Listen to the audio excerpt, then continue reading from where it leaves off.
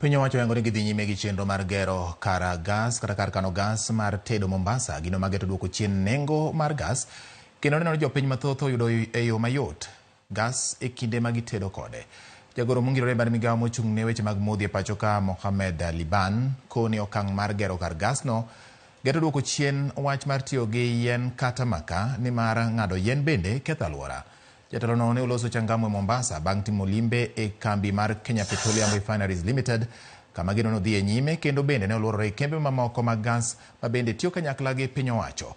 Okoni lek mar piny owacho en neno ni kochopo e higa mar 2028 kwan atamalo maduong' mar jo-Kenya tiyo kod gas mabiro yudore e nengo moyweyo. To assist when we have the back procurement so that the price of LPG will come down and we'll be able to reach our Kenya citizens, those people who are at a lower level also. The cost of gas is basically based on the cylinders, the gas itself, plus also some other accessories and a freight. That is now the areas maybe we can collectively look at it.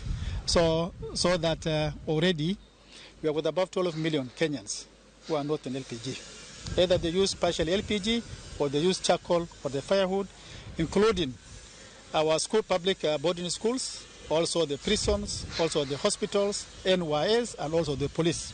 So we wanted, to get rid of all those things because first, it will have, some impact on the environment. Two, also it has got, some impact on respiratory diseases. So how are we targeting for the next, 10 years to make sure that, these people will be free from